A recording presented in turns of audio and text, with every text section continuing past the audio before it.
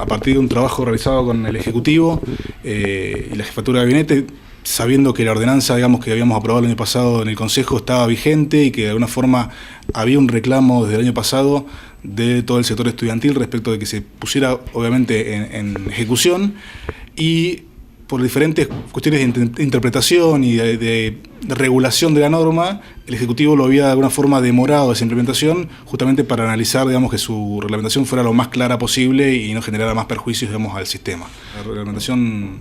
por resolución como corresponde, de las cuestiones que por ahí quedaban todavía sin saldar y que puedan en las próximas semanas o el próximo mes ya tener a pleno, digamos, la cantidad de boletos que habíamos estipulado en la ordenanza original. Los 120 boletos para todo lo que es el sector universitario, terciario y algunas escuelas puntuales que tienen contraturnos en su jornada diaria, que los obligan a ir más de 2 veces al establecimiento escolar, con lo cual en promedio utilizan 4 boletos por día. Y después tenemos todos los que son las jornadas, las escuelas, mejor dicho, que tienen alguna jornada más simple, digamos, que solamente asisten al establecimiento a la mañana o al mediodía, y a la tarde o al mediodía se van de vuelta a sus casas, y que salvo alguna cuestión de educación física o algo puntual en la semana, no hay un excesivo uso, digamos, del transporte urbano. En ese caso entran en la categoría de los 84 pasajes mensuales. Y el planteo, digamos, de la ordenanza, que es lo que se discutió y se aprobó en su momento por unanimidad, plantea un uso mensual, o sea que si al finalizar del mes quedaron boletos sin usar, se vencen y nuevamente se vuelven a cargar los beneficios del primer día hábil hasta el último día del mes, tratando también de que se evite caer en estas cuestiones de los horarios, que hoy por hoy son un conflicto, porque se te pasa el colectivo media hora de la hora de salida escolar y muchos chicos quedan sin poder aplicar el beneficio. Entonces, la idea justamente es achicar cualquier tipo de brecha que implique no poder acceder, digamos, a ese beneficio, a ese boleto con gratuidad o con un boleto diferencial, como en el caso de los privados, que van a finalmente pagar el 33% que habíamos fijado el año pasado frente a la tarifa mínima, y que realmente la limitante sea más la cuestión del mensual y no tanto la cuestión horaria del día a día, que, como te decía, a veces por una cuestión del sistema o cómo se accede, termina siendo contraproducente y no pueden acceder finalmente a poder subirse al colectivo al precio que estamos fijando. Con lo cual eso creo que es importante, cierra una etapa para nosotros que creo que es importante para poder consolidar lo que en su momento aprobamos como consejo, que fue una discusión muy larga de casi 8 meses entre que se presentó el proyecto con el intendente, luego se llevó a audiencia pública en febrero del 2017 y luego finalmente se aprobó con la aprobación de todos los bloques, que eso me parece que es importante, tratando de darle un marco de contención jurídica y legal como corresponde a este tema, que no es menor porque afecta a una importante cantidad de gente en la ciudad. Siempre hay quizás un debate o una discusión con el tema del boleto estudiantil privado, y quienes dicen que de la misma manera debería ser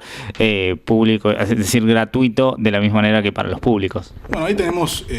varias cuestiones. Si nos remitimos a la opinión que uno tenga personalmente, yo soy de los que considera, y esto lo dije sí, desde siempre, desde la universidad, desde que los roles que me tocó ocupar desde la política estudiantil, que había que colaborar con algo en el sistema para justamente acompañar al trabajador, que de alguna forma es el que sostiene la tarifa plena.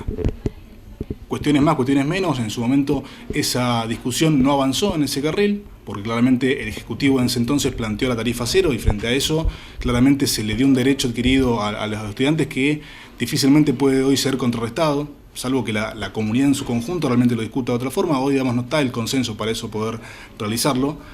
Y en el caso del sector privado, en su momento se fijó la tarifa a $1, porque era justamente ese porcentual sobre la tarifa que en su momento valía $2, $2,50. Entonces lo que pasó fue que después nadie lo actualizó en la medida que le correspondía, y esa fue un poco la discusión que dimos el año pasado en el armado de la ordenanza,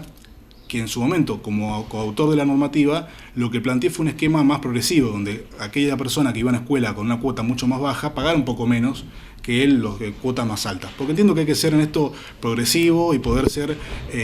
subsidiar y poder alcanzar a aquella persona que realmente lo necesita y que no sea una restricción, digamos, a su acceso a la educación. No fue el debate, no se acompañó, inclusive se planteó que éramos discriminadores y un montón de cuestiones, y quedó en el consenso, digamos, en el debate con los estudiantes, esta tarifa para todos los sectores del sector privado de 33.33%, que de alguna forma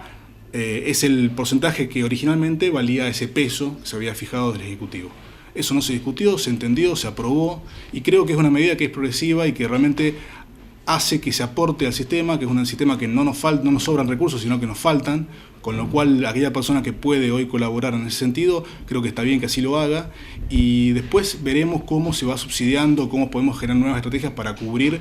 esto que no paga, entre comillas, el estudiante público. Pero digamos, ahí si querés hay un sesgo personal o de quienes llevamos esta política adelante, de que creemos que quien debe ser subsidiado es el que realmente no tiene posibilidad de pagar su boleto o lo que fuera, y que quienes sí exteriorizan una capacidad de pago o económica que les permite hacerlo, lo puedan hacer. Me parece que en eso no hay mucha discusión, y fíjate que incluso desde el sector estudiantil de esta cuestión privada no se manifestaron en contra, no hicieron ninguna cuestión en ese sentido, porque entiendo que el debate fue amplio y se pudo entender cuál era el punto, digamos, de discusión. No es cuestión de discriminar, sino realmente de que quien pueda colaborar, colabore. Y obviamente apostando a la educación pública, que en algún punto sí ahí hay una apuesta fuerte de nuestra parte.